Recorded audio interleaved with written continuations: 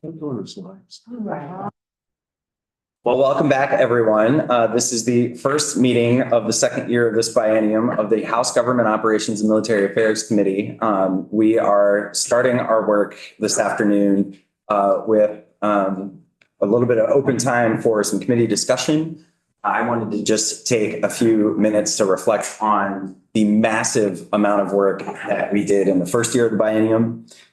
We made some enormous progress together. I want to particularly thank you all for the collaborative way we worked together on S17 and the work that we did in terms of setting up the committee to investigate the impeachment of 2 officials in Franklin County. The work didn't stop over the summer. And as you can see, we've got a lot of bills on our wall. There are a number of requests ahead of us. And so what I wanted to do was tell you a little bit about some of the things that I know are coming our way, some of the things that are already on the wall, and sort of how I've been taking in information from all of you, from stakeholders, and trying to figure out what our agenda is going to be this year. But also offer each of you time to say some of the things that are your priorities. So I'll just start off quickly by letting you all know about a couple of the things that I know are before us or going to be before us. The Ethics Commission has been working on a couple of different proposals. Representative Waters Evans and I have met a couple of times in the off session with Executive Director Sivrit.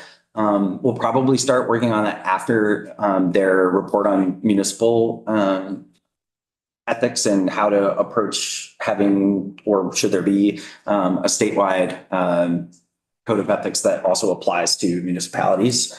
And also, what should the future of the Ethics Commission be? I think this is a really great opportunity for us to work collaboratively on a committee bill. So their recommendations are things that we've asked the executive director to share with legislative council and should have some draft language to look at soon. And then we can all work together and think about the perspective of our communities and what really the role of that commission should be in terms of advancing ethics. There are a number of organizations over the years have given us bad marks in Vermont for being as kind of trusting of especially local leadership as we have been. But I think setting standards and having a good approach to expectations for things like conflict of interest is healthy for democracy. And hopefully we'll see some good recommendations that we can all work on there.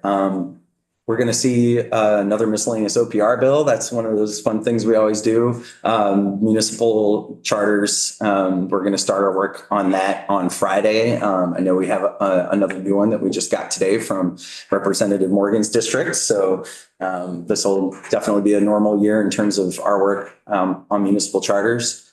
The Cannabis Control Board has made several recommendations. And we saw that bill that Representative Byron and I sponsored is on the wall.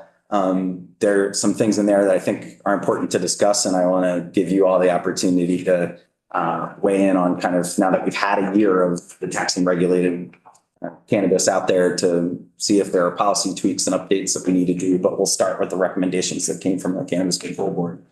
And then we're going to start at 1:30 with picking up our work on the language that we had put in the budget authorizing the Public Safety Communications Task Force.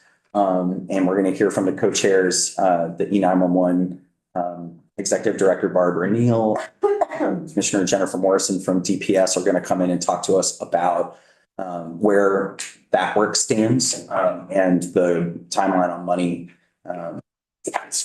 You'll recall that there was both state and federal money that they were looking to work on.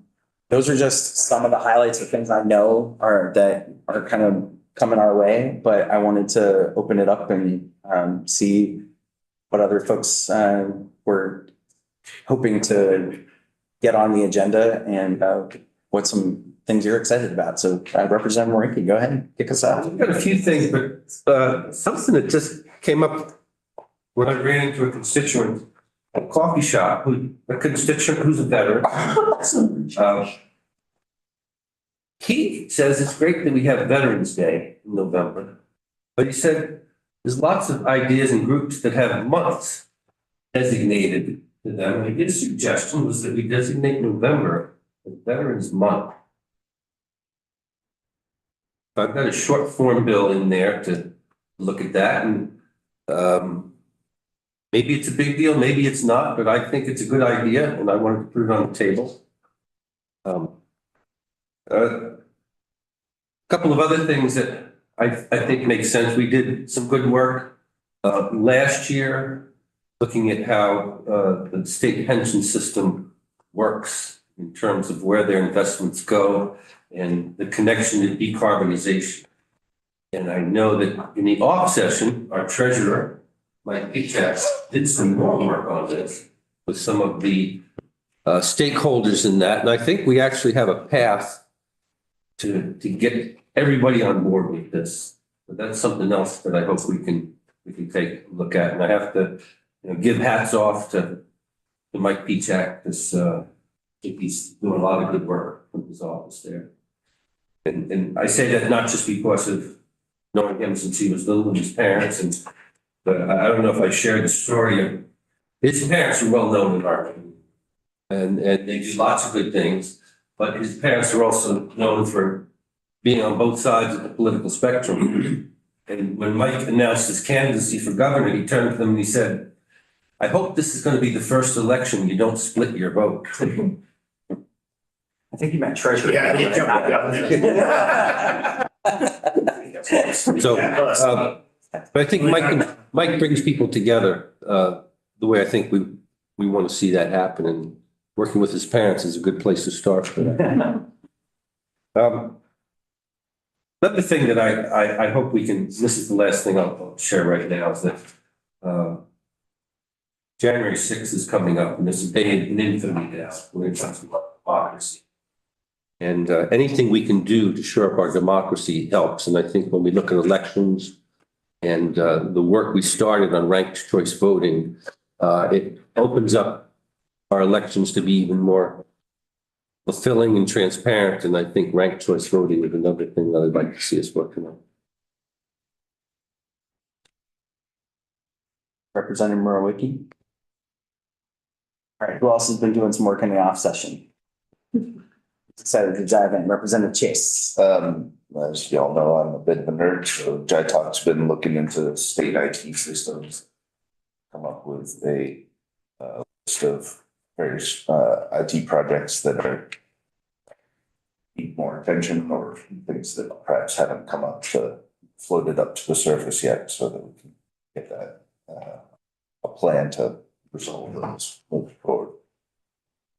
Do you anticipate that so just for the folks back home to Akron and Bus, that the Joint Information Technology Oversight Committee, which you now chair, congratulations, that they will have kind of recommendations for us to take a look at? That's the hope. Okay, great. And the Secretary of the Agency of Digital Services, we should probably invite in to say hello, right? Can you remind me what her name is? Denise Riley Hughes. Denise Riley Hughes. Okay, great.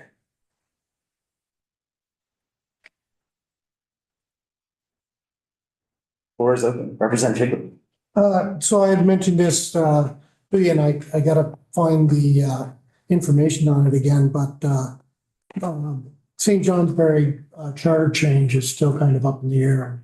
I'm sure they'd like to get that squared away. Oh, yeah.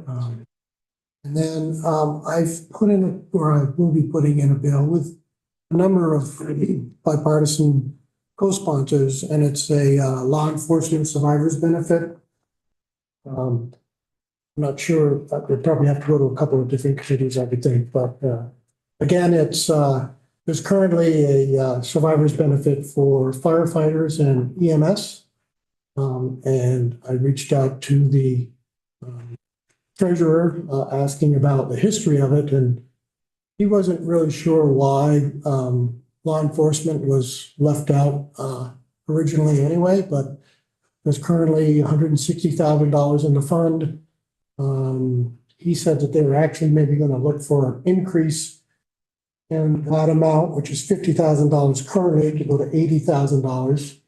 in the Budget Adjustment Act, so he's certainly supportive of, looking into it further as to why law enforcement was left out back in the day. It was started in 2001, I believe.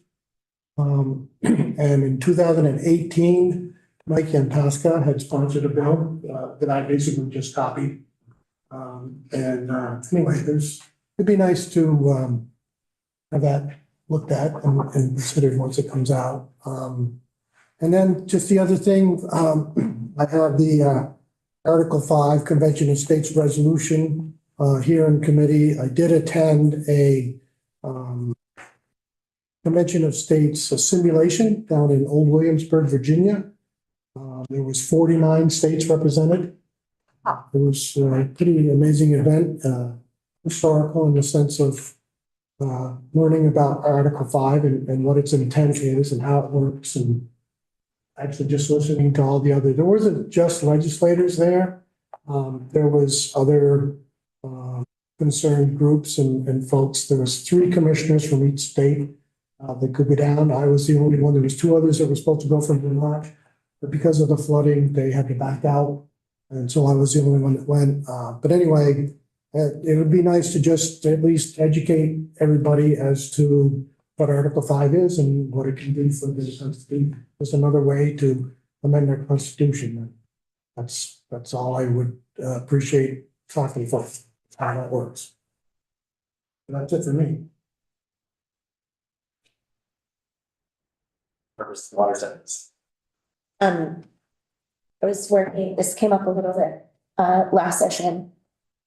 But I'm working with a couple other, legislators on a bill for animal welfare. It establishes, a division of animal welfare within the Department of Public Safety.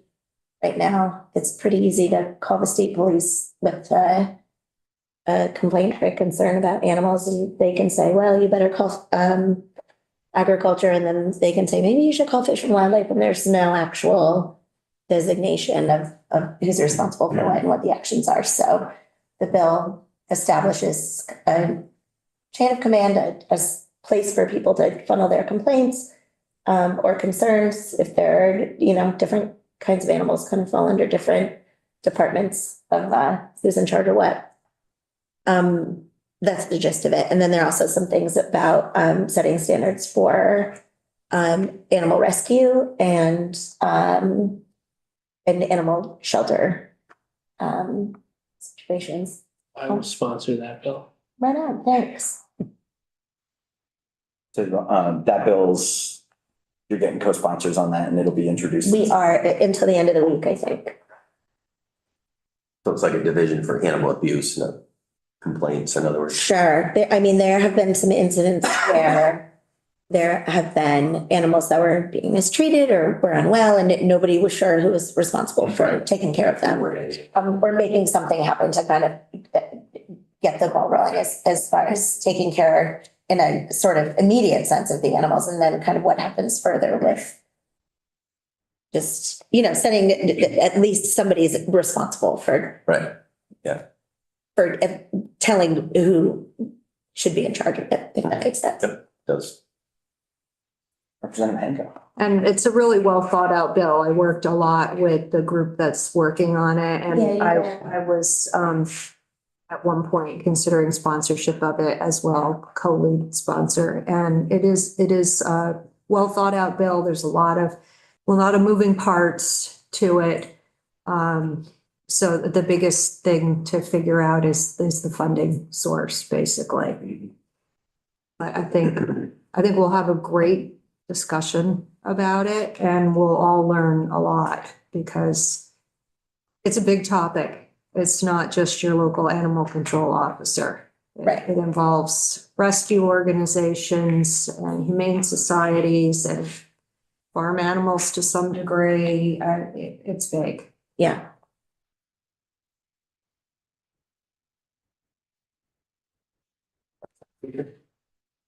I will still advocate as a year 2 bill, 168, veterans recognition, some change to the taxation issue and some recognition of regular old veterans who just went and came home.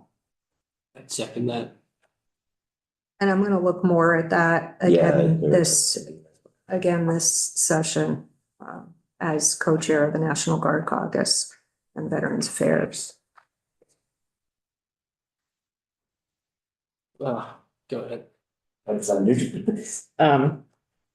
Jonathan Williams' bill that he presented briefly last year, H 140. I've been working with him in the off session to gauge the administration part of that. It's the one that would streamline the grant making process, because right now municipalities and nonprofits and anyone that needs to apply for a grant through the state can end up applying through all sorts of different ways, and it can be very not necessarily like unified. And so this would streamline that and also hopefully make things function a little bit better. And I have an eye into the flood resiliency because it would help in get the money out faster to communities that need it. So I'm excited to work on that with him and hopefully in here. It was for that bill, H 140 that I was. Yes. So Representative Hooper, did you want to say? No, anything? that was, yeah, that was. Representative Boyd? I still have flood recovery and relief on my mind. I know that a lot of bills are still being introduced and will be most likely referred our way, as well as many other committees, as the topic really touches on a lot of us. I know you briefly mentioned emergency power statutes and that maybe start in the summer. I don't know if you have more information on that. Yeah, so there are a lot of bills about lessons learned from the flood. And I believe that our colleagues in the Senate may pick up a couple aspects that they wanted to start on that will eventually find their way over here a little later in the session. I don't have all the details about their proposals because the last time I talked with our Senate counterparts and Senate GovOps, there was some discussion about emergency powers and the also sort of how you begin and end a state of emergency.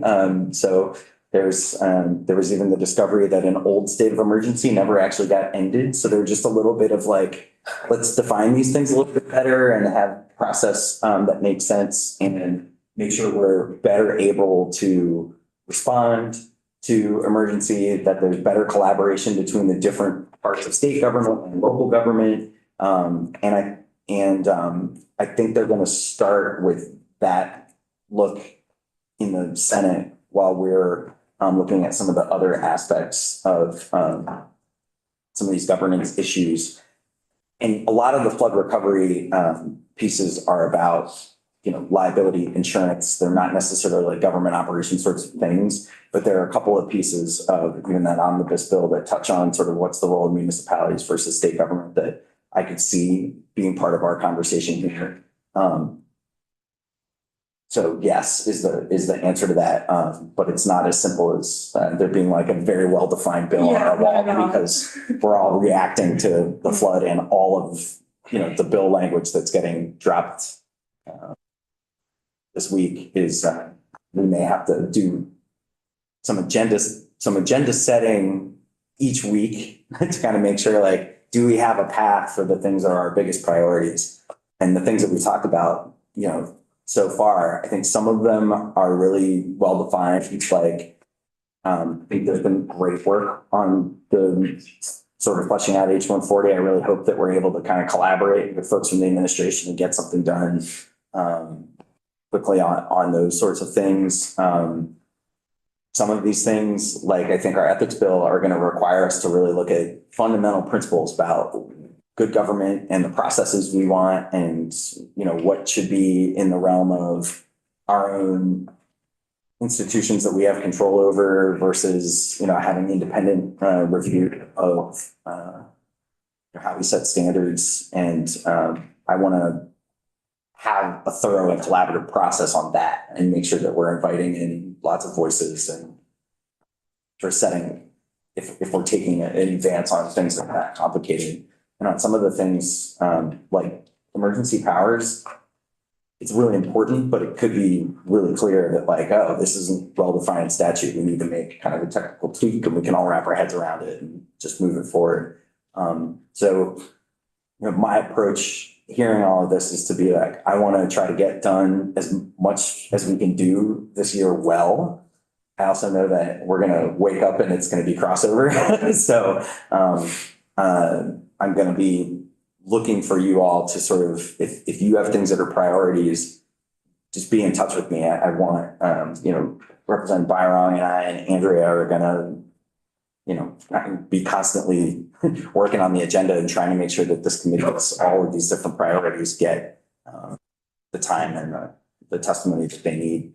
And I think I'd like to try to use small groups to go out and work on language and come back and try to capture the essence of committee discussion when we're doing some of those bills that require us to do a little bit more wordsmithing and not to try to do it all in real time here. But I think if I want to try to delegate to small groups a little bit more this year, given the number of bills that I think we're going to try to move based on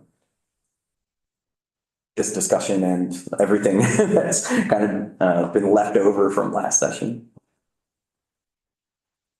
Byron? No, thank you. I know I think that really encapsulated it all, and getting your feedback on what you want to see us touch on was really important for us. I just want to accentuate that point.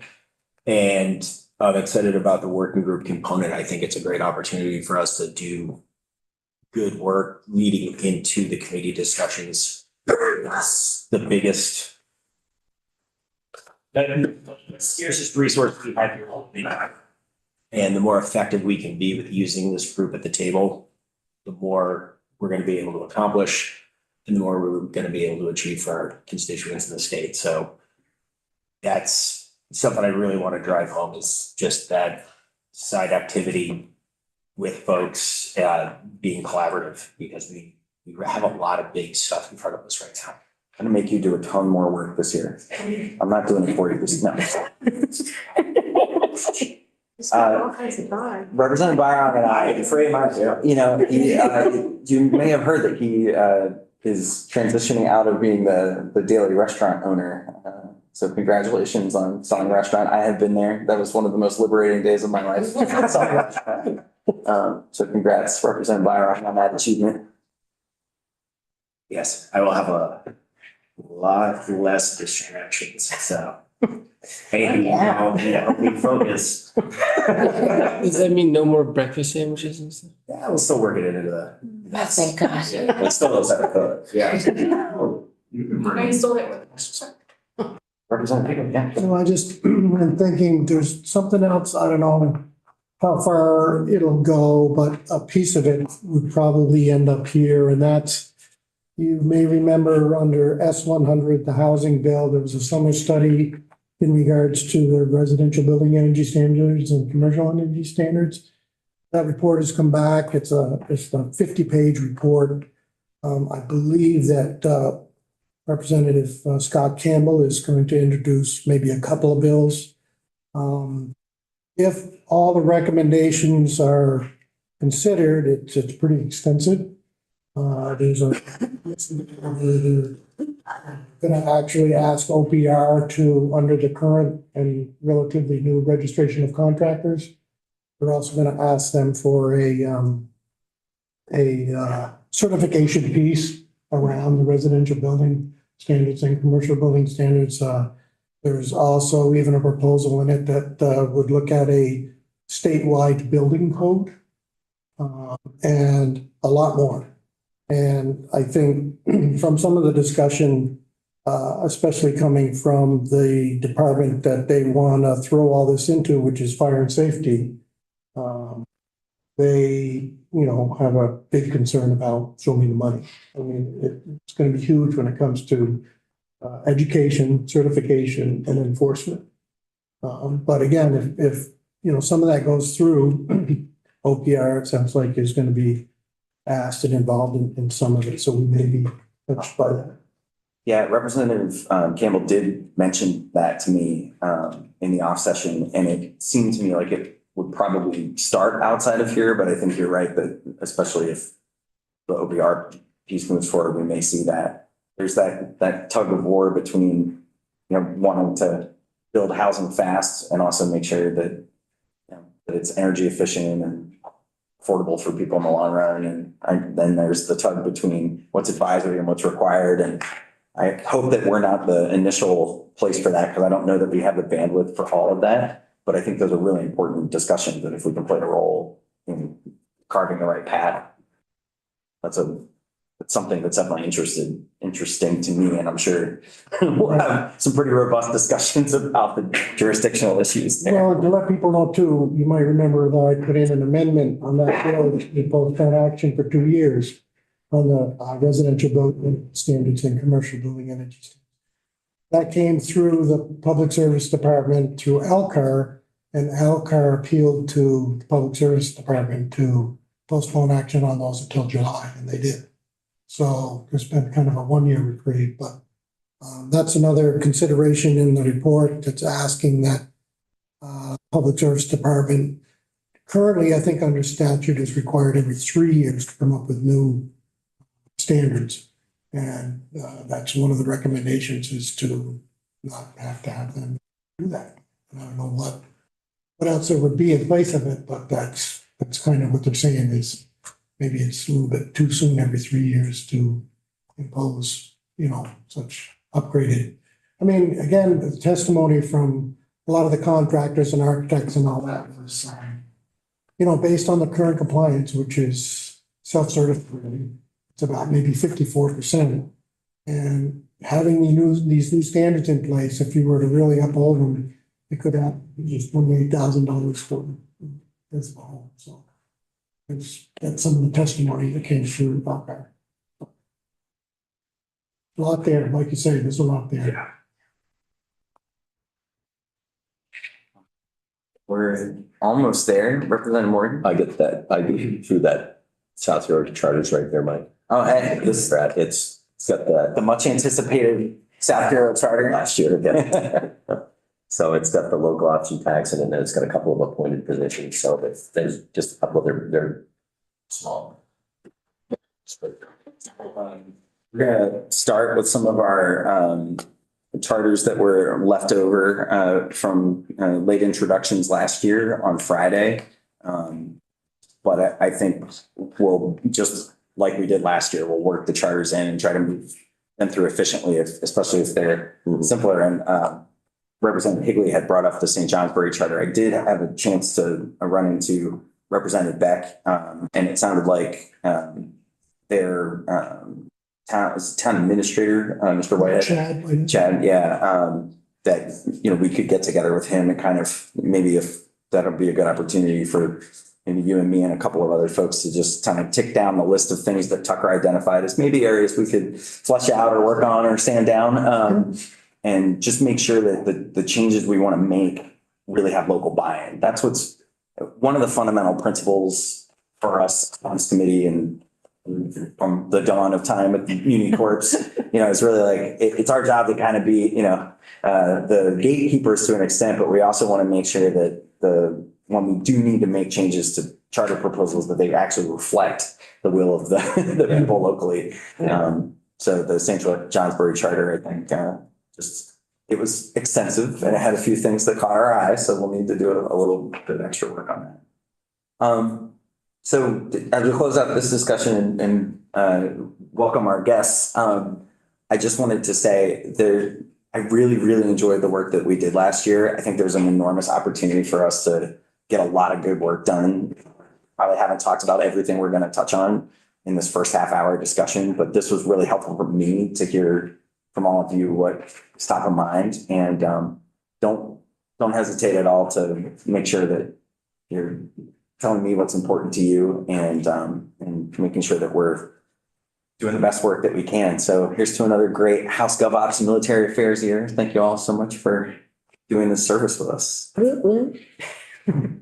With that, we're going to pick up where we left off last year. I want to invite Commissioner Morrison, and it looks like Barbara Neal is on Zoom with us. Would you like to just testify jointly Yes, together. Excellent. Side by each, and we learn. Side by each, great, I love that. Slide to the side so we can all see her. How's that? That's it for here. So just to do some table setting for the committee, since this is our first day back, you'll recall that Senate Government Operations had done some pretty significant work putting together a dispatch bill. And some of that work led to the acknowledgement that we needed to do some standard setting and do some more work. And so we established in the budget and some language that many of us in this room and we all looked at least and did some work on the Public Safety Communications Task Force. So I am very glad to welcome our co-chairs here to tell us, give us an update on the work. And I know you have a report coming out, so maybe you can give us some spoilers. And we have, I'm sure, a few questions about what we can do to help both in the BAA and moving forward to keep the dispatch train on the track, as it were. Good, very good. Just by way of introduction, I'm Jennifer Morrison. I'm the Commissioner of Public Safety and the co-chair of the task force. And I'm going to let Barb introduce herself and she'll start with some remarks and then I will fill in as necessary. And certainly we're both going to stick around as long as you need us for questions. Great. Thanks, Commissioner. And good afternoon, everyone. Happy New Year. Welcome back. All of that. Thank you, too, for the opportunity to testify remotely. I had hoped to be there today, but a situation arose, and this is a very useful alternative. So for the record, I'm Barbara Neal. I'm Executive Director of the Enhanced 911 Board and co-chair of the Public Safety Communications Task Force. As you know, and as the chair just set up the history and context of the task force a minute ago, the task force was created in June of 2023 upon the enactment of Act 78. The task force was directed to oversee and manage the transition to a statewide, reliable, secure, and interoperable public safety communications system. And we have been working on that since the act became official or was enacted. So as you know, the legislation named the co-chairs, Commissioner Morrison and myself. And at the first meeting of the task force in late June, the task force membership elected Paul White, who is chair of the Barrytown Select Board and was chair of the Regional Dispatch Working Group from 2022. Paul was elected the vice chair of this task force. And also represented on the task force is our various constituencies. Mayor Mike Dunges from the city of Rutland was appointed by the Vermont League of Cities and Towns. Chief Ron Kumitz from the Alberg Volunteer Fire Department was appointed by the Vermont State Firefighters Association. Jim Mack is a PSAP or the PSAP administrator from the Shelburne PSAP. And again, PSAP is Public Safety Answering Point. Jim was appointed by the Vermont Association of Chiefs of Police. And we also have Michael Wright, who is CEO of Calix Ambulance, who was appointed by the Vermont Ambulance Association. So we had our first meeting on June 28th, 2023. We've been meeting regularly since then. I believe at last count, we were approaching or at 30 meetings that we have held over the course of the past, whatever it is, 6 months. Act 78, of course, laid out numerous requirements for the initial work of the task force. And we set an immediate priority to develop and release 2 RFPs, 2 requests for proposals, one to acquire project management support, a second to acquire system planning expertise to assist the task force in meeting those many requirements of the Act. Those RFPs were released in late summer. They're available on our webpage if you'd care to look at them. The bidding window has closed on those, on both of those. And then in November, we issued a 3rd RFP for legal support services. And that bidding window has closed as well. Contract negotiations are underway for legal services. Also underway are contract negotiations for the project management services. The winning bidder was selected in December. We don't have an executed contract just yet. It's in progress. Once we do, we'll be able to release the vendor's name and schedule a kickoff meeting to get to the work that is called for.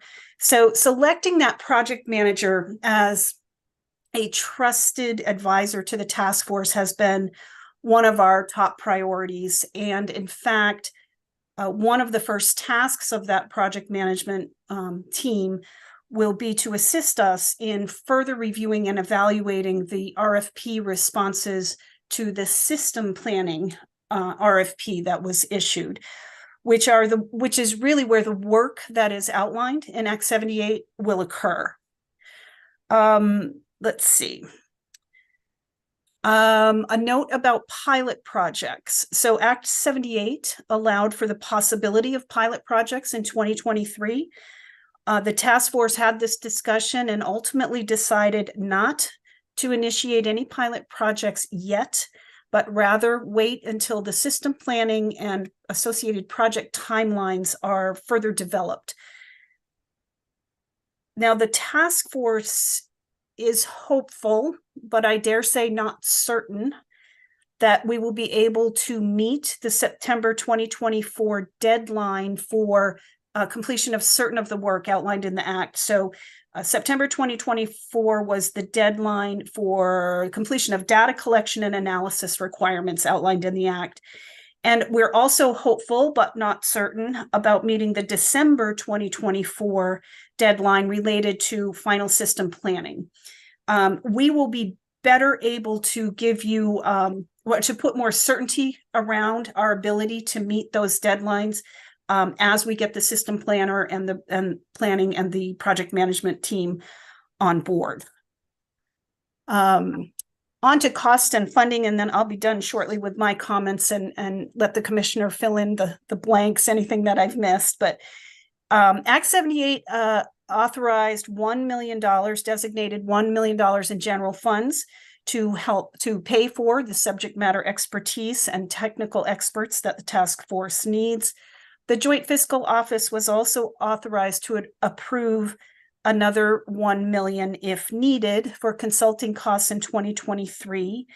That need in 2023 did not arise, but we anticipate needing access to the full $2 million throughout 2024. And so we will work with you and our legislative partners to ensure that there are appropriate mechanisms in place to allow access to those fundings for that subject matter expertise that it's intended for. On to stakeholder engagement. So part of the system planning RFP, one of the requirements is for that vendor to develop a robust stakeholder engagement plan. As I've said earlier, we don't have that person under contract just yet, or that company. So, but in the meantime, the task force has updated various stakeholders, various groups in September, and again through a correspondence from the commissioner in December, and let them know what was going on and where they could find information about the activities of the task force, and certainly how to contact all of us. So we will continue with that kind of stakeholder engagement until we have a more robust plan in place that the system planning contractors will help us with. So that is the end of my kind of high-level overview of what we've been up to. If I could hand it back to the commissioner to see if there's additional comments. Sure. So thanks, Barb. That's a little bit of an overview of what you'll expect to see in the report. We discussed the report with our fellow task force members today at our meeting this morning. So we have some further detail to flesh out in there. A couple things I wanted to kind of pull on some threads that Barb mentioned. So this has been 6 pretty long months, and we've been meeting almost weekly in many cases, except for holiday weekends. I think she's right that we are at 14 or so special meetings and approximately 14 or 15 regular meetings. It's taking an exorbitant amount of time. It really is. You're going to hear from people that we have nothing to show for it, but I can tell you affirmatively that that is not the case. We are methodically laying the foundation for what we know will be a years-long process. And it will probably be one that right now it's a little bit invisible to certain stakeholders, but you know this, there's a lot of passion around this topic when you get all first responder communities.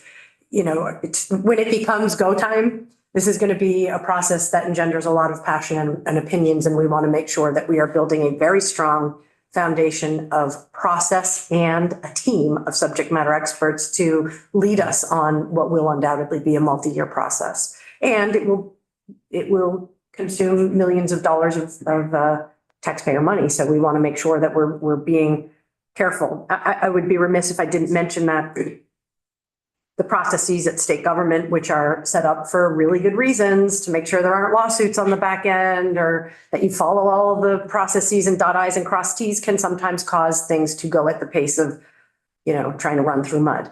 So our procurement of getting some of these folks under contract has not gone as swiftly as we all hoped, but I think we were perhaps a little naive and hopeful that it would go quicker.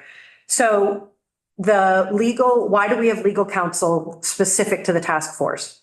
Because 5 of the task force members do not work for state government, and they wanted to not get state speak from my attorneys or the Attorney General's office. They felt it was a high priority that we have an independent legal counsel to represent the stakeholder group, not give state government responses. So that process is underway. We are in negotiations with a law firm to provide that service.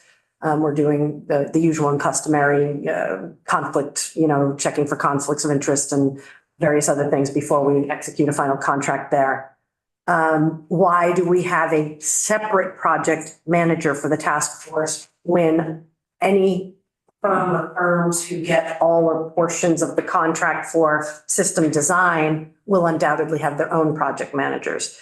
Well, candidly, because the task force members need a trusted advisor with expertise in this field who have worked on large scale projects like this to be able to bounce ideas off and to gather their perspective.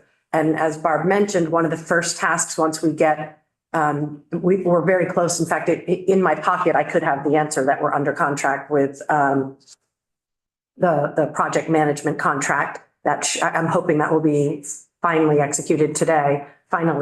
fully executed today. One of the first tasks is that we need the expertise of people who have been involved in these long-term projects to help us pick the vendor from the much bigger RFP, the system design, which, as you know, there's a lot of moving parts in the bill. It's not just an inventory of existing equipment and centers and personnel and how many personnel and what the current scheme of the dispatching is across the state. It's also governance and how we're going to pay for this. And then there's a huge piece of technical expertise about what is the right configuration and how do we set up communications to best serve the public and first responder community in a new statewide integrated system, not what we have currently. So it's a massive project, and the task force voted to employ a subject matter expert firm to be our project manager. The reality is we all have full-time jobs. Some of us have way more than a full-time job. And we're already hundreds of hours into this project that most of us don't have to donate to the cause. So we need to get a trusted advisor who can do some of this timeline envisioning, to be our fact checker when one of the system design people come back. There are our BS flag thrower. They are going to help us with keeping our other vendors organized, integrated, and representing our interests, not running in a direction that they feel is most fruitful. So we have the legal counsel RFP, we have the project manager RFP. And lastly, we have the whole system design RFP, which we had a lot of interest in from the field, and we received quite a few bids. And we are waiting to get some of that expertise that I just spoke of in order to determine if we are awarding one or more firms all or portions of the total scope of work. So that's a lot of technical stuff about contracts, but it's taken us 6 months to get here, and we have not been walking the dog. We have not been doing nothing. The reality of this process is the bulk of task force work is going to be done by hired SMEs. It's not going to be actually done by Barb Neal and Jen Morrison. We're going to the task force is going to make decisions. We are going to approve things. We are going to assist with drafting things. But in terms of the 20 or more hours a week of actual work that needs to be done on this project, there's no juice left to squeeze from Barb's lemon and my lime here. So the bulk of the actual work is going to end up being done through hired people, and they are not on board yet. So that's where we are. Another piece of this that Barb left for me to discuss is that in the statute, the big bill, there's a specific requirement that we use the $9 million in congressionally directed spending for the betterment of a statewide public safety communication system. So just to rehash, if folks don't recall from last session, in 2022, I believe, it might have been 21, but I guess it's 22, then Commissioner Sherling applied to for a congressionally directed spending earmark of $9 million.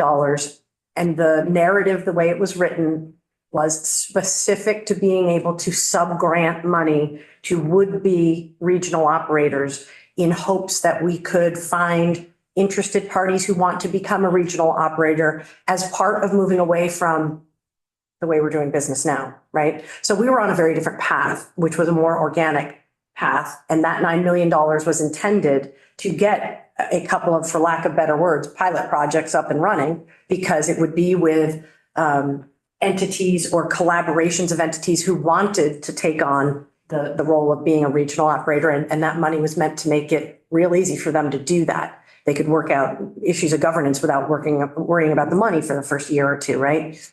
Well, the great news is we got the whole $9 million.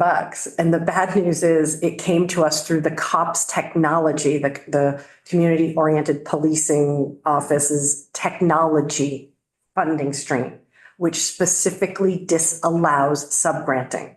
And it can only be spent on technology that the state owns. So this past summer, my team and I spent quite a bit of time wrestling with DOJ, trying to get that money to come through a different funding stream so that it could go out to other entities other than the state. We were unsuccessful. We appealed to the highest level of DOJ. And the answer is, you've got that money in that stream, you can use it or lose it. So we have a performance period that ends at the end of 2024. That is not a long time from now. Working with the task force, we examined several different ideas of what that $9 million could fund, like what would be the priority to fund.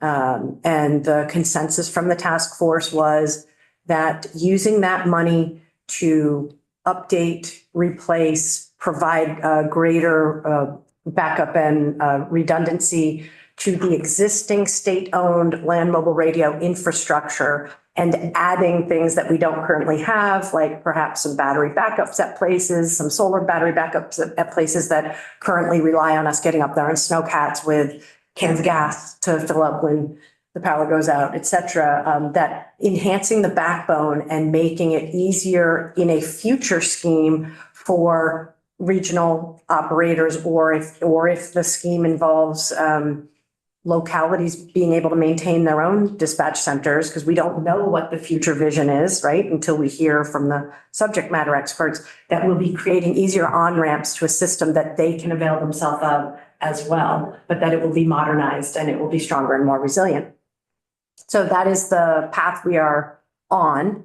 Again, it's taking a little longer. We are trying to employ a subject matter expert to help us review the plan so that we can make sure that money is in this time constraints that we have and the constraints of the funding stream, that we are making the best use of it for the good of all Vermonters in the first responder community, but also the general public. So we are hopeful that we can move forward with the $9 million in congressionally directed spending to strengthen the existing statewide system, which, by the way, many localities and the other services already use. And so those are the things that I think I was supposed to talk about. Is there anything else that I leave out? Nope, I can read lips. No. Barbara, yeah, you're muted, Barbara. Sorry about that. Yes, I think you've covered it very nicely, Commissioner. Thank you. Sorry about that. Okay. So, we're hoping that this is a bit of a starting point, getting the project management contract signed so that will expedite our ability to get under contract with the system design team or teams.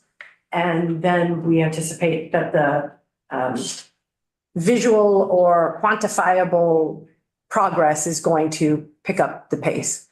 Nobody wants to talk about how unsexy contracts and all these other parts of getting the right team together are, but they take time. So you've told us quite a bit. I just have a couple of clarifying questions, and then I want to open it up to the committee. So if I'm understanding you correctly, the project management and RFP is about to be awarded. The system design would probably follow that. So those two RFPs are imminent. And then the third RFP is really about independent legal counsel and isn't. And it's underway. Right. We're in the process of the final parts of negotiation, which include certain steps like identifying any conflicts of interest and working that out and stuff like that. So. And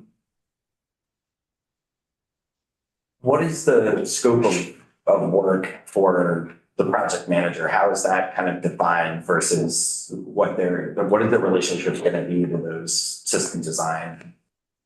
Sure.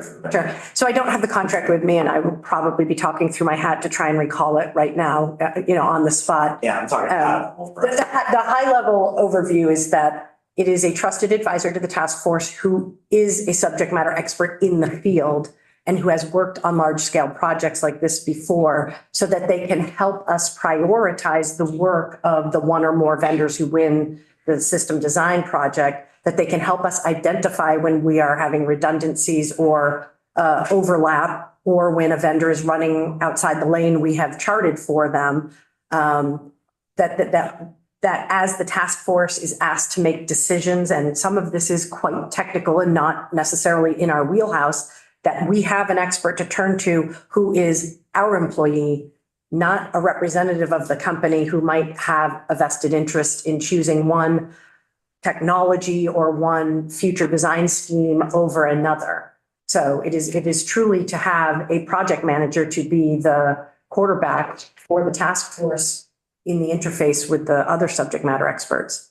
Were you able to get a diversity bids for that project management? For just project management, we received 3 that made it through to okay, these are bids we can consider. So we had 3 bids, yeah.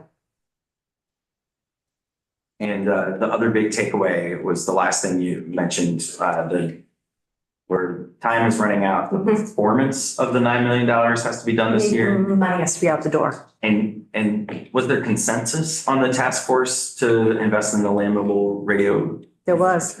We discussed, there was a discussion of putting the money into a CAD RMS system, statewide CAD RMS system for all first responders, not just law enforcement, but for that one that would be applicable to fire and EMS, which is a very desirable future pursuit. However, not having the landscape of which we're going to use made that challenging. But the reality is, even if we were ready to pull the trigger, getting consensus across police, fire, and EMS, getting all the demos by vendors, and getting a agreement on which CAD RMS system to pursue is far more than a 12-month to 16-month project. So that's when we think passions will run high, and there will be a lot of strong opinions that we're going to have to do some real consensus building around. Questions from?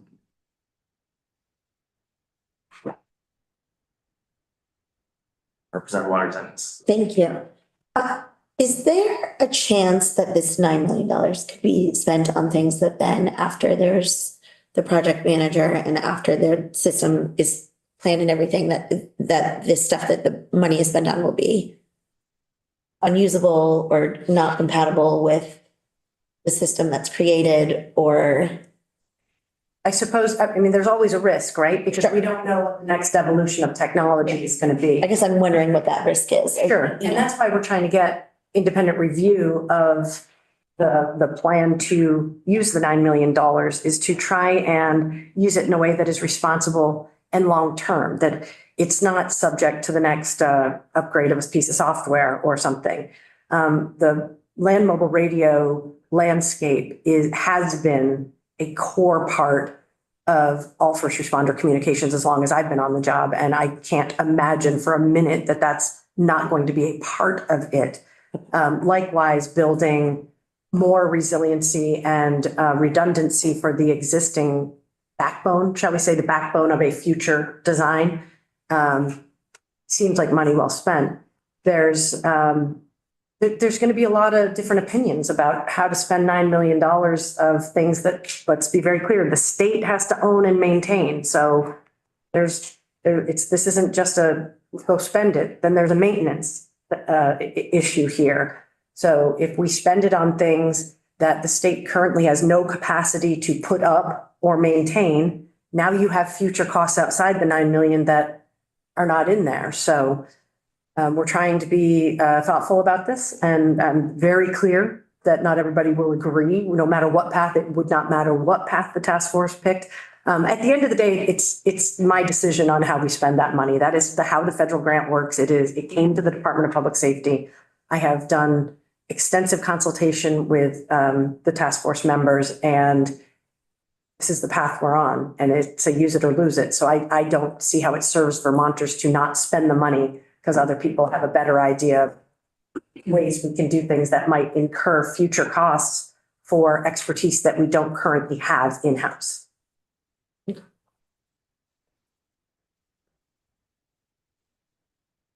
I'll open up to Representative Harrison, who's our liaison to the House Appropriations Committee. Thank you, Mr. Chair. From the House Appropriations Committee, I should say.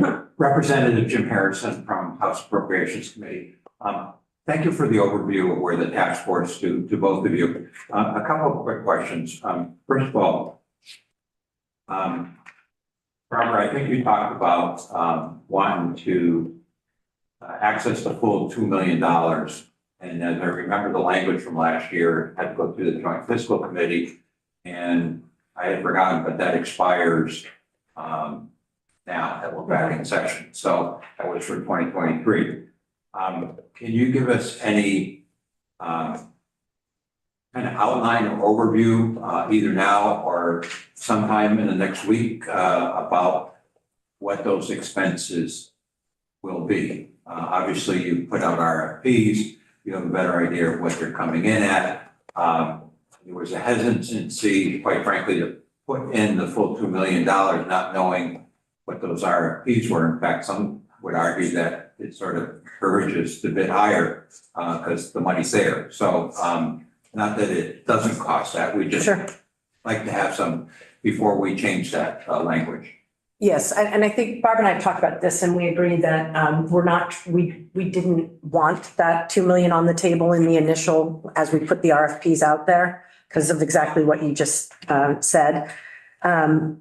We do know now approximately what the pricing could look like. The question is, how quickly do we run? Because if we bring out a project manager, and let's just assume we have no legal issues and we have minimal legal counsel expenses. If we have 2 or more firms working on concurrent parts of the project, we could be racking up a big tab fast. Whereas if working with our project manager and a firm that wins the system design project, it might be, there might be a more linear approach to it. It's not a foregone conclusion that we're going to be running in 5 lanes at once as we do this project. So it's a long way of saying that I think we could spitball some numbers But I don't think we're going to have a real sense of this until the first quarter after we get underway and we put together project timelines, et cetera. So I don't know if this might be wishful thinking, you can tell me so, but if there's a way to have the language tell us how to access the 2 million that doesn't become super long, so that we don't have to cease work as we come close to that 1 million threshold. There's a way to go back to the Joint Fiscal Committee or somebody else and say, this is what we've spent, this is what we anticipate coming in the next 9 months or 8 months. We'd be fine with that. We haven't, right now, the only money we've spent is on a couple of members getting their per diem work. So it's a minimal amount of money that's gone out the door so far. Okay, that's helpful. Are there any other legislative changes that you're asking for other than, potentially going over that 1 million cap? I think not, although I'm hesitating because the existing legislation outlines some deadlines and specific work that's supposed to be completed then. And as I said, when I was giving the overview, I'm not certain we're going to meet those. So I don't know, how that would be addressed, if it's just, through conversations with the committee or if something needs to change in the language.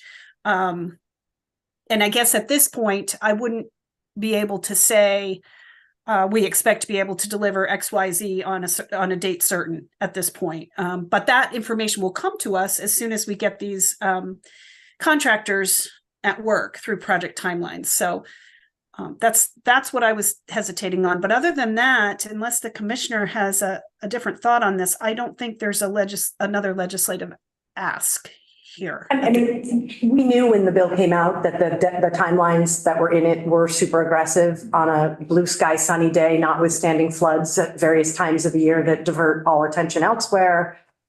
We knew they were aggressive then.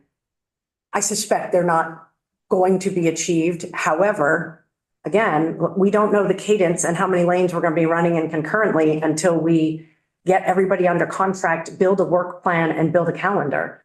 So I don't want to be doom and gloom and say, no, those are impossible, because everything's possible. Just how good you want it done and if it meets the standards of the task force and how we go from there. So I think it is possible that we will not make some of the deadlines, but we will know a lot more once we get fully underway. And related to the RFPs you put out, Mhm. You said you're working on one now with the legal. Mhm. Have the others been all filled, or are you still have some openings? So we are in contract negotiations with a project manager. So that is the one that I think should be executed as early as this afternoon. So that is one of them. The legal counsel RFP is under negotiation. We have a firm selected. The system design, formerly affectionately called the big RFP because it's a huge scope of work. We have multiple bids on that the task force has reviewed. And we are waiting to hire the project manager to help us evaluate whether we should grant the entire chunk of work to one firm or multiple firms. And if so, which firms? And again, that's a bit of trying to have an industry insider on our team as opposed to the 7 of us trying to determine some of these companies have very flashy presentations that they give you. And I think it's really going to help us a lot to have somebody who's been on large scale projects like this to help us evaluate what's best for Vermont. So what I'm hearing is, going too far, Mr. Chair, just cut me off. No, go ahead. You're asking great questions that are in my head. So what I'm hearing is, it appears you have good bidders on each of your RFPs that you just need to. There's nothing open. There's nothing that we are still receiving bids on as of now. My last question is, some have suggested, as this is a work in progress, that you're learning as you do things, that we should do 1 or 2 pilots first before we design a new system. respond to that? Sure. The task force is thinking. Sure, the task force has talked about pilot projects. And we think that pilot projects are highly likely to be part of the overall scope of work, but they're not, it's putting the cart before the horse to undertake a pilot project when we've not met any of the other requirements around the inventory of the existing system, what type of governance would work best. And the biggest issue is, how do we do a pilot project when we haven't answered the question of how we pay for this in perpetuity? So the task force decided that pilot projects were not the way to go. I'm very clear that there are people who feel very passionately that we are incorrect, but we need to get further down the garden path before we can create a pilot project. I'd also like to point out, from a matter of practicality, there is nobody knocking on our door saying, pick me, we want to be a pilot project. And we have actually had conversations with people that we thought should be part of that. And there is nobody expressing a keen interest in taking that on. So we're not here to do something to communities. We're here to envision a future state and then chart the path of how we get there that best serves the public and the whole entire first responder community. I would add just one more thing to all the good points the commissioner just made about the reasoning for not doing pilot projects yet. Some of the work of the system planning contractor will be to identify and develop, and ultimately the task force would adopt industry standards and best practices for both technical aspects and operational aspects of this envisioned system. And if we don't have those standards in place, I'm sorry, let me back up. We need to have those standards in place in order to have a pilot project. So doing the pilot project before all those different elements and the standards are in place is kind of, in my view, like building a house without a blueprint, where you end up without a bathroom or something along those lines. So we need to have that solid framework developed for what the system should look like before we start piloting projects. Thank you. Just your earlier remark about deadlines. I guess probably we're all guilty of not envisioning some of the things that have taken you off in different directions this past summer. So I can only speak for myself, but I suspect we'd be a little bit flexible. Thank you, sir. Thank you. Other questions from the committee before I have?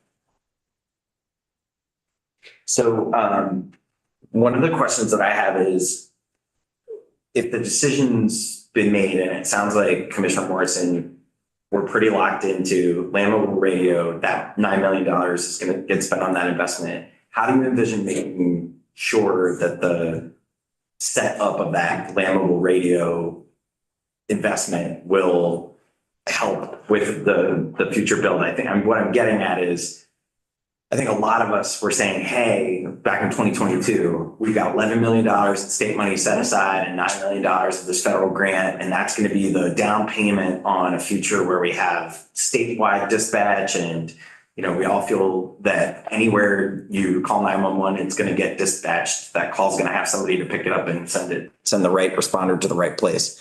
And now a couple of years later, we're here saying, okay, we're going to set standards. We're hiring subject matter experts and a project manager to oversee them and be the independent representative. I think that's what we envisioned when we set up the task force last year. So great.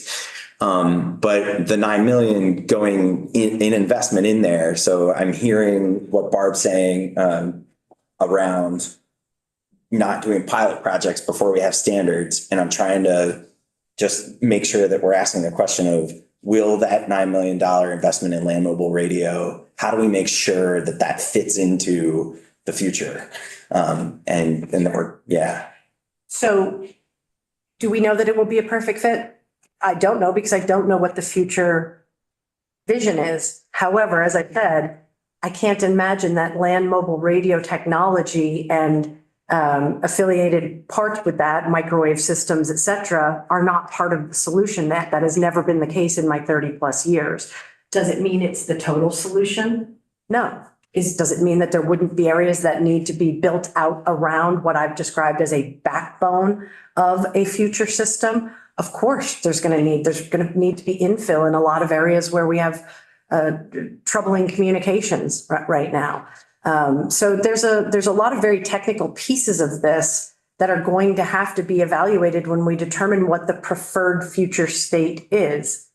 But it's very, very difficult to imagine any redundant and resilient system that does not have an option to use an LMR network. So does that mean that it might be digital is the preferred route?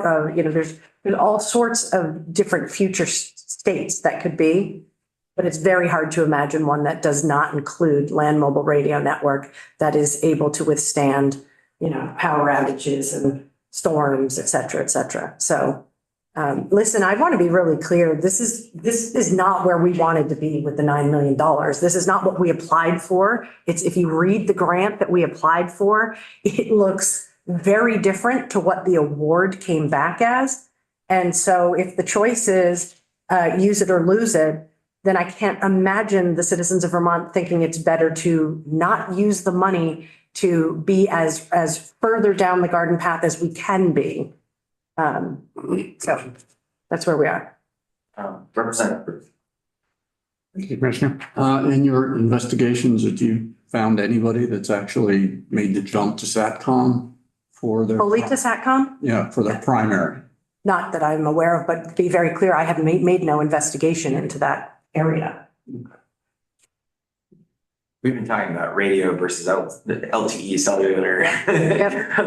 Mostly, and we didn't do a lot of that conversation. The work on the dispatch proposal happened in the Senate, and I was just having to pay attention to it. And then we basically got the consolation prize of trying to do the task force last year at the last minute. So I appreciate everybody this committee's kind of come into all this sideways. So, yeah.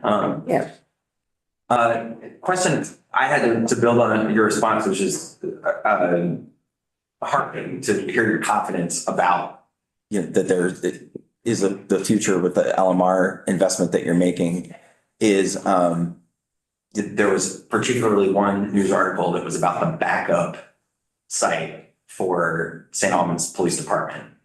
And I bring that up as an example because you mentioned in your earlier testimony about some of those places that are kind of remote, maybe could use a little help or modernization. Are those municipally owned sites able to benefit from this next phase, or would that not be something that was eligible for support? So let me say globally that if the technology exists, the state's not going to go build local infrastructure to hop on our network, but if they need to get an on-ramp into our system as their backup, that is an option, and many entities use that currently. I don't want to talk specifically about the St. Albans one because there was not a lot of maintenance happening on that project. And Barb, you probably know more. And that story was actually inaccurate in a couple of ways that I think jaded the reader about what it was about. The reality is if you build a backup system, you have to maintain a backup system. And that's, again, if your backup ends up being the state network, well, then it's incumbent on the state to have it ready to flip a switch, right? And likewise, if the municipality relies on their own backup site, they have to maintain their backup site and the network that connects the two. So the answer to your question about could the investment in the $9 million of congressionally directed spending benefit local communities, the answer is yes, that's the goal, is to be able to be an easier on-ramp to a backup for them. Potentially, in some cases, it could be a primary use. I don't know. We would have to see. But the idea of it is to benefit all of us, not just feather the nest of DPS. I mean, the reality is we own and operate a system that everybody uses, including the snowplows and AOT and things that benefit all Vermonters. So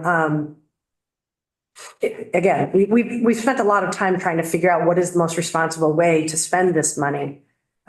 Given the constraints that we are under and the timeline we are under. And this is very real. It's a real tough problem to have to spend millions of dollars in a short period of time, but that's where we're at, is that it's hard to spend money that quickly because of the, internal checks and balances and other things.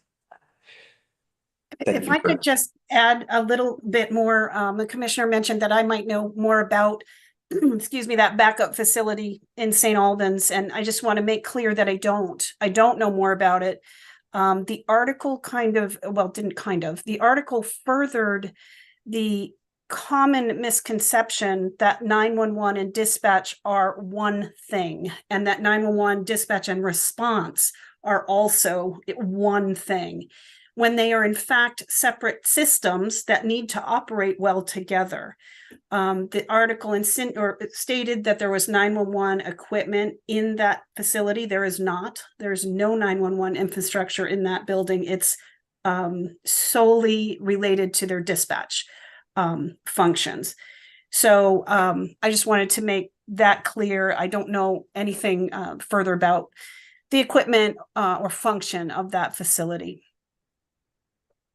Yeah, I appreciate that clarification. I think the reader could have been left with the impression that that's where St. Albans PD dispatches from, and it's the emergency backup trailer site, right? So if you've seen the nice new facility that we invested in a couple of years ago, that is not that. So it's important to clear up some of those potential misunderstandings of the public as we try to maintain all this public safety communications infrastructure.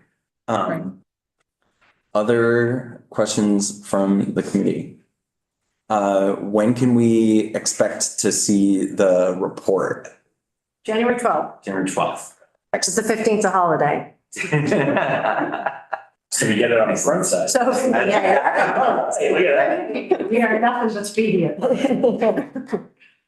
So I really appreciate, I thought we would use this time, and I think we used it well, to reorient ourselves. And I really appreciate, I know how much time both of you have put it into all of these meetings of the task force. Thank you. I think that we'll digest what comes out in the report and then hopefully have you back to see how we can support you. And if there are other questions that folks have, really appreciate the work that we're engaging in, and know it's going to be a multi-year process to try to get to that vision of having a state that feels like everywhere you go, the right dispatch infrastructure and system is set up, and we got a lot of work to do. Yes, sir, we do. And I also want to point out that, when we talk about a multi-year process, it's not just about designing and deciding on the design and then building it. We have a lot of months, if not years, of engagement with not just the public, but specifically with first responder agencies to get buy-in on what the preferred future does look like. There's a lot of local control and local preference that's going to come out in this process. And, if we think we can hustle past we can just design it technically, oh yeah, we know that the comms will go from here to over the mountain to there, without taking in the local flavor and the preference of these folks, many of whom are volunteer and are giving their time to their communities. The passions are going to run hot on this one, and we really need to make sure that we have a clear plan or couple of plans to present to them before we get people stirred up. I mean, it's just not worth building any agita in the first responder or local government community until we have an idea of what the art of the possible is, and then get the feedback. On that feedback outreach question, what do you think could be the shortest timeline? Realistically. Yeah, 3 years. 3? No, 3 years and from starting with the SMEs to actually building, like having a plan totally selected and actually building. Could it be 2 years? I guess, sure. If we're running in a lot of lanes concurrently and it's going well and we don't have any hiccups, maybe it's a couple of years, but I don't see it happening in 2024 in terms of moving into, we could be into pilot project by the end of 2024. That's a fact, but I don't see a statewide system being shovel ready by the end of 25, probably into 26. If I could add. Oh, go ahead. No, please go ahead. well, I've been asked that question too, as far as timeline and referencing the amount of work that we've done to date. And I remind people that back in 1992 or 93, the legislature created the Emergency Calling System Board, which was the precursor to the Enhanced 911 Board. So I believe that was in 1993. The board was created in 1994 and actually began hiring some staff to build and manage and oversee the statewide 911 system.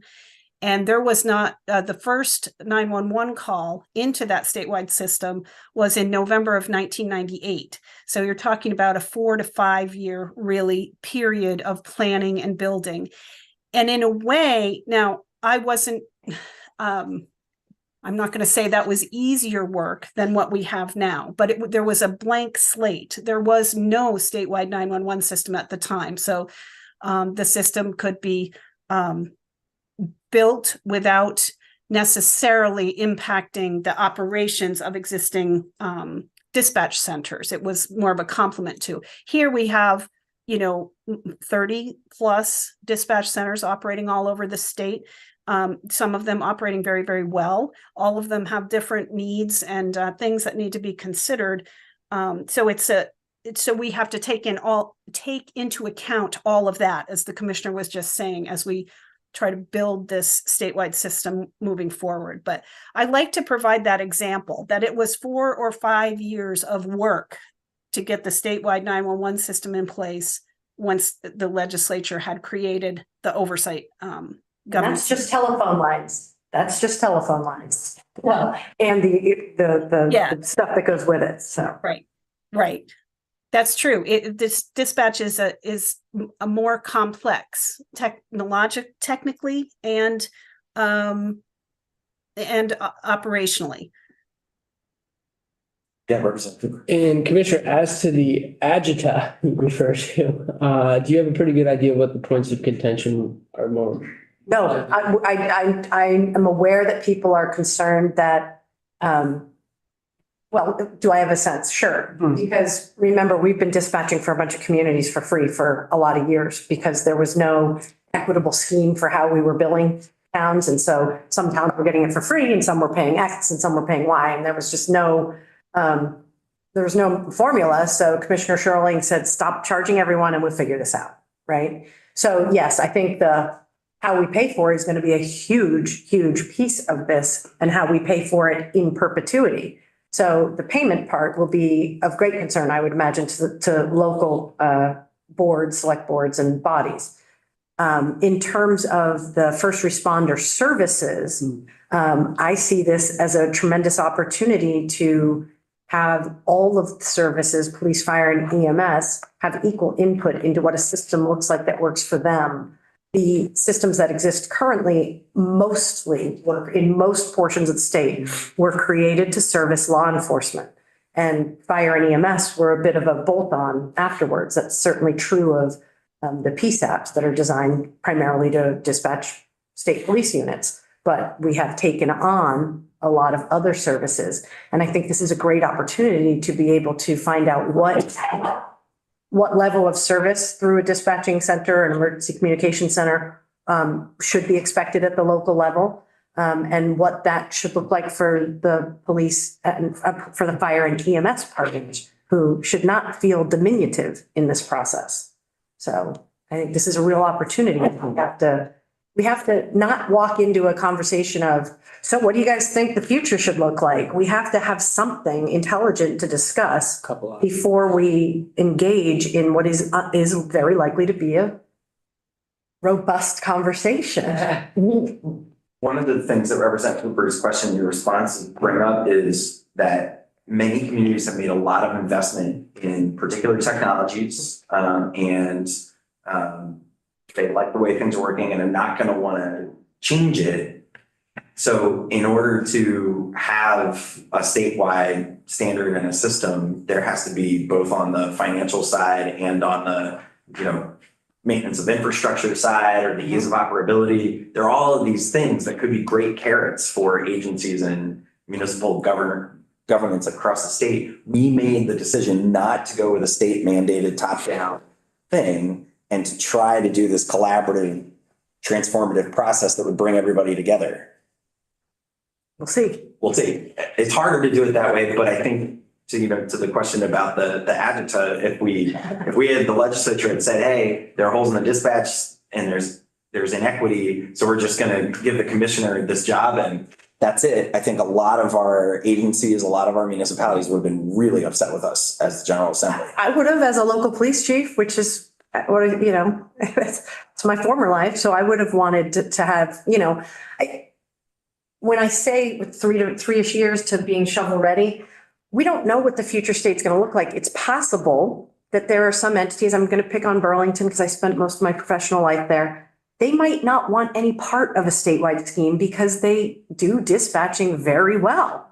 Now, maybe I'm wrong because the Chittenden Public Safety Authority got pretty far down the garden path. So there's definitely an appetite for regional dispatching there, but there could be communities or two communities together who want to keep things how they are. Those are going to be fundamental questions that we have to come back to you with, but we can't do that until this entire inventory of what exists, what exactly the scheme is now, how's it paid for, how much are we spending on dispatch across the state.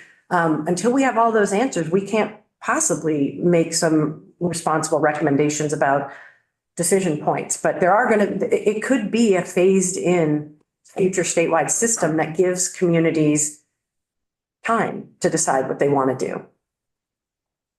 One of the key things that I wonder if we've given you and the folks that the task force is about to hire, the authority and the means to do, is to collect the information, the data about how much we're spending and who's paying for it and how that's happening. Do you anticipate needing support, help, statutory language as you hire these folks and move forward to get at that? Because getting from where we are now, where it's Tower of Babel and there's the 30 different dispatch centers and all the different agencies and the contracts with New Hampshire and New York agencies and all that stuff, to a place where there's an interoperable statewide system, it seems to be there's an opportunity for economy of scale there. I've always hoped that that's part of this. But getting at that data, you're never going to be able to convince anybody unless you get that. You have what you need as a task force, have what it needs to get that. So this is a perfect example of why we need our own legal counsel and our own project manager. I don't know the answer to the question, nor do I have time to delve into it. I'm sorry, that's just the reality. I don't have the answer to that question. I suspect we will need some enabling legislation that requires people under some sort of confidentiality agreement to provide that information, either to the task force's project manager or to the system design team.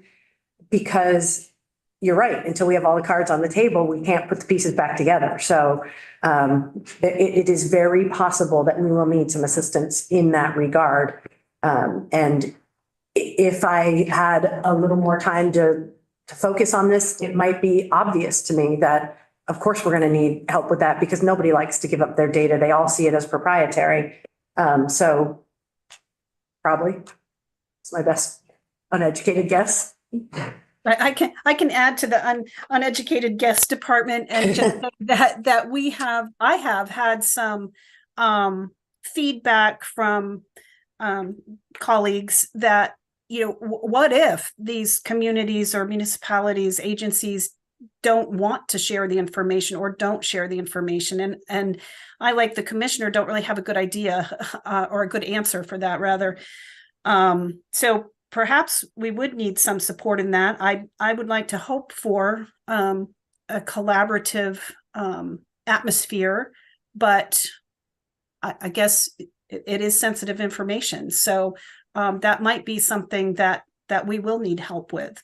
I hesitate a little just because we haven't asked the question, right? We haven't gone out and asked the question yet, but I think that could come into play. Representative Hooper, one last question. Why though would that be considered proprietary information? I mean, I realize the nature of it is sensitive, but why proprietary? Some vendors find that it's proprietary to their scheme that they've set up to best service a client. So like if I hired a XYZ company to provide microwave and land mobile radio services for Colchester PD, I might not want people knowing what angle and I have things at what height and what types of equipment I've got out there. There's others who are going to say that it's a matter of preventing sabotage against their only way to communicate. Seems fundamentally objective, but Right, but remember, we're bought into the objective understood. in this room, so. Yeah. Yeah. Yeah, and I think that the granularity of some of the, I'm thinking right now of the technical information that we're required to collect. The granularity of that is information that most entities would not want out on the street or publicly available. So it must have some confidentiality protections around it, which I think actually are built into the Vermont Public Records Law now, but it becomes the question of whether or not they will give it to us, give us the information. So, yeah, I think that could be a concern. Well, thank you both for spending this hour giving us the preview of coming attractions and the review of the work that you did over the last few months. And thank you. We will definitely welcome you back soon. And I don't hesitate to reach out if there are things that we can do to help further the work. Excellent. Great. So the committee's going to take 15 minutes. We'll be back at 2:45 and to switch gears and talk about